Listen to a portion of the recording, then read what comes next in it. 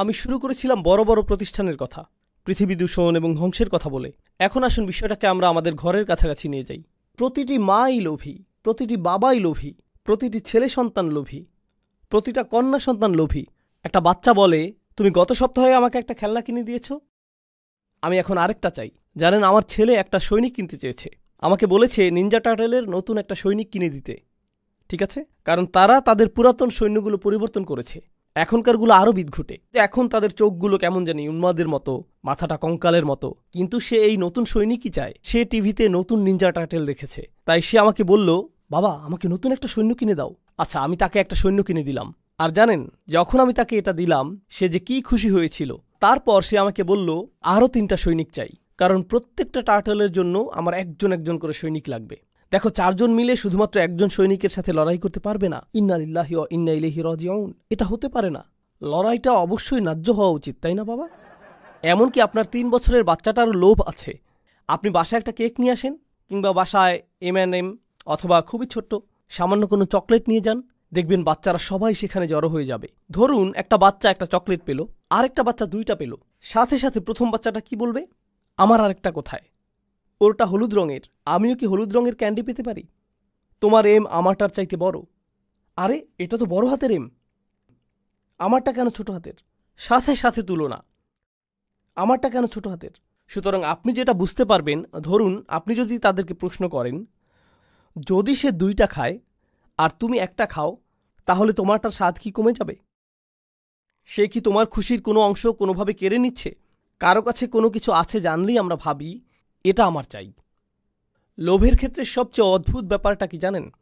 একটা বাচ্চা বসে আছে, তার আশেপাশে সব খেলনা, সে কিন্তু এগুলো দিয়ে খেলছে না। এরই মধ্যে তার ভাই এসে শুধু খেলনাগুলোর দিকে তাকালো। সাথে সাথে বাচ্চাটা কি করে?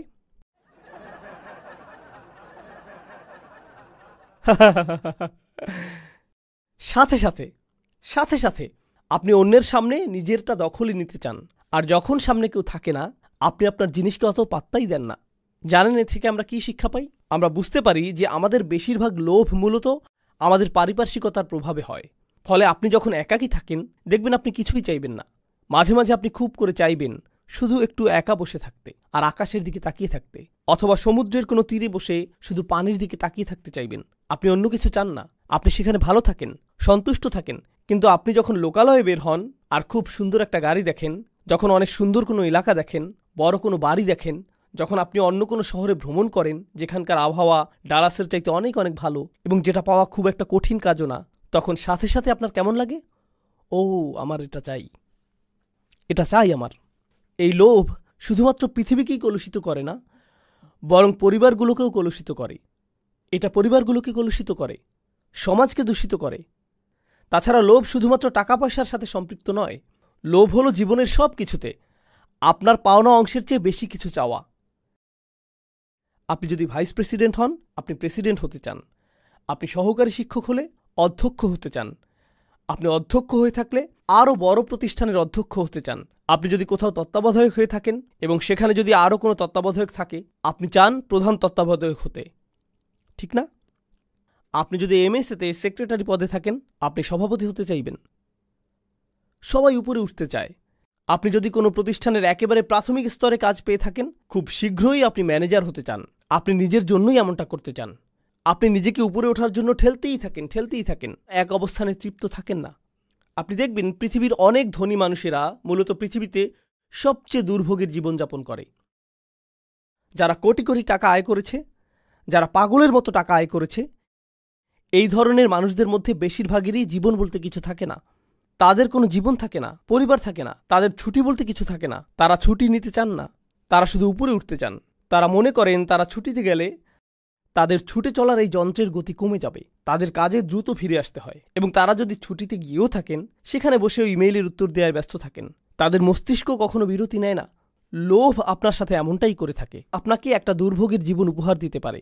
যেভাবে লোভের ফলে পৃথিবী দুর্ভোগের শিকার হচ্ছে, প্রত্যেকটা মানুষ ওইভাবে ভুগছে, এর ফল ভুগছে, দুর্ভোগে ভুগছে। তরুণ প্রজন্মের কিসের লোভ হয় বলুন তো? তরুণদের একটা চাহিদা হলো, দেখুন একটা সময় আমরা সবাই তরুণ ছিলাম, সেই সময়টা কোনো যুগেই পরিবর্তন হয় না। আমি বুঝি না এখন কিসের চল চলছে। আমি জানি না এগুলো, কারণ এখন আমার বয়স হয়েছে, আমি বুঝি না এসব। আমাদের মুরব্বীরাও কিন্তু আমাদেরকে বুঝেন না, তাহলে তারা কিভাবে এখনকার কিশোর আর তরুণদের বুঝবেন? তারা বুঝতে পারবেন না। আজ থেকে 15 বছর পর আপনিও ভবিষ্যতের তরুণদের বুঝতে পারবেন, এমনটা হবে না। তখন আপনার সময় পার হয়ে যাবে। কিন্তু সব যুগের তরুণদের মধ্যেই একটা জিনিস অপরিবর্তিত থাকে। আপনি লেটেস্ট জিনিসের সাথে সমান গতিতে চলতে চান।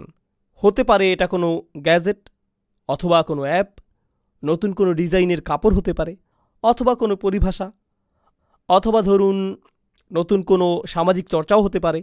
সেটা যাই হোক না কেন, আপনি একেবারে অত্যাধুনিকটাই চান। নতুন কিছু আসলেই আপনি সেটা চান। নতুন জিনিস মানেই ভালো হবে। আপনি সবার আগে বলতে চান, এই তুমি এটা সম্পর্কে শুনেছ? কারণ তারা যদি না শুনে থাকে, অন্য সবার আগে আপনি বিষয়টা সম্পর্কে তাদেরকে অবহিত করেছেন। আপনি সাথে সাথে এটার উপর হুমড়ি খেয়ে পড়েন। এর মাধ্যমে যা বোঝা যায় তা হলো, তরুণরা এই জগতের সবচেয়ে অস্থির প্রকৃতির মানুষ, এবং এটা সব প্রজন্মের তরুণদের ক্ষেত্রেই প্রযোজ্য। তরুণরা মুহূর্তের মধ্যে একটা থেকে অন্য একটা, তারপর আরেকটা, এরপর আরও একটা জিনিসের দিকে ঝুঁকে পড়ে। তরুণদের কাছে যে জিনিসটা একসময় দারুণ ছিল, চমৎকার ছিল, খুবই সুন্দর ছিল, বা যেমনই ছিল, কয়েক সপ্তাহ পর একই জিনিসটা অর্থহীন, পচা, নগণ্য এবং বলার মতো নয় এমন হয়ে যায়। তারা খুব সহসাই বন্ধু পাল্টায়, একজন থেকে আরেকজন, তারপর আরেকজন, এবং এটাই হয়ে থাকে। এভাবে যখন যে জিনিসের চল থাকে, হ্যাঁ, এটা বোঝানোর সবচেয়ে সহজ উদাহরণ হলো, যেমন ধরুন ফোনের নতুন ভার্সন, ঠিক না? ফোনের নতুন ভার্সন, যা অনেকটা পুরনো ভার্সনের মতোই দেখতে, কিন্তু তারপরও মানুষ বলে দিতে পারে যে আপনার কাছে 4 আছে, 5 নেই, অথবা আপনার কাছে 5C আছে, 5S নেই, অথবা আপনি এমনিতে নিজেই বলতে পারেন এবং হঠাৎ নিজেকে ছোট মনে করতে পারেন, কারণ আপনার কাছে শুধু একটা ফোনই আছে, এটার কোনো স্ক্রিন নেই, আপনি এখনো বাটন ফোন ব্যবহার করেন। মানুষের সাথে এটাই হয়। আমি আমার মূল পয়েন্টে ফিরে আসি। এখন এমনটাই হয় যখন আমরা সবসময় বেশি পাওয়ার কথা ভাবতে থাকি। আমরা মনে করি আমরা আরও অনেক কিছু পাওয়ার দাবি রাখি, ঠিক আছে? এই অনুভূতিটাই আমাদেরকে সার্বক্ষণিক একটা অতৃপ্তিতে ডুবিয়ে রাখে। আমরা বরাবরই অসন্তুষ্ট থাকি। এটা এ ধরনের চিন্তার একটা প্রভাব। আমরা সবসময় ক্রুদ্ধ হয়ে থাকি। যা কিছু আপনার সামনে আসুক, আপনি এটা নিয়ে বিদ্রূপ করেন। আপনি এটা কোনো না কোনোভাবে পাশ কাটিয়ে আসেন। হয় সেটা নিয়ে হাসি তামাশা করেন, অথবা মন্তব্য করেন, ছোট কোনো অঙ্গভঙ্গি বা চাহনি দেন, বলেন হ্যাঁ আমার কি। সব কিছুর প্রতি আপনার প্রতিক্রিয়া এমনটাই হয়। এর মানে হলো জীবনকে কিভাবে উপভোগ করতে হয় সেটা আপনি জানেন না, কারণ আপনি আপনার চারপাশের সব কিছুকে অগ্রাহ্য করেছেন। আপনার মতে সব কিছুকে এভাবেই নগণ্য মনে করতে হয়। আপনি কোনো কিছুই আর ভালোভাবে মূল্যায়ন করতে পারেন না। টিনেজারদের বেড়াতে নিয়ে যান, তখন কি হয়? তোমাকে আনন্দিত দেখাচ্ছে না কেন? হোটেলটা কেমন বলো তো? কি অপূর্ব দৃশ্য দেখো। মোটামুটি। তারা মূল্যায়ন করতে পারে না। মূল্যায়ন করার ক্ষমতা আপনার কাছ থেকে কেড়ে নেওয়া হয়েছে। এই যে অতিমাত্রার লোভ, প্রতিনিয়ত এবং তাৎক্ষণিক আনন্দ পাওয়ার ইচ্ছা, এগুলোর ফলে কি হয় জানেন? তরুণদের পুরো একটা প্রজন্ম গড়ে উঠেছে যারা চরম উদাসীন এবং নিরুৎসাহিত। তারা প্রতিনিয়ত এত বেশি কিছু করার এবং এত বেশি জিনিস পাওয়ার প্রতি আকৃষ্ট হয় যে তারা জীবনে কোনো কিছু অর্জন করে নেয়ার ইচ্ছাই হারিয়ে ফেলে। তারা শুধু বাসায় বসে থাকে আর সারাদিন ভিডিও গেম খেলে, আর নেটফ্লিক্সে বা অ্যামাজনে, হুলু কিংবা ইউটিউব বা অন্য যেখানেই হোক একটার পর একটা ভিডিও দেখে, এবং এভাবেই চলতে থাকে। আপনি যদি তাকে প্রশ্ন করেন তুমি কি করতে চাও? কিছু না। তুমি আগামীকাল কি করবে? এই তো কিছু না। তোমার জীবনের লক্ষ্য কি? আমার তেমন কোনো লক্ষ্য নেই। তোমার মেজর বিষয় কোনটা? আমি এখনো ঠিক করিনি। কি বলো তুমি? 5 বছরের সিনিয়র, অথচ এখনো তোমার মেজর ঠিক করনি? আমি নিশ্চিত না। আমি অনেক কিছু চেষ্টা করেছি, তারপরও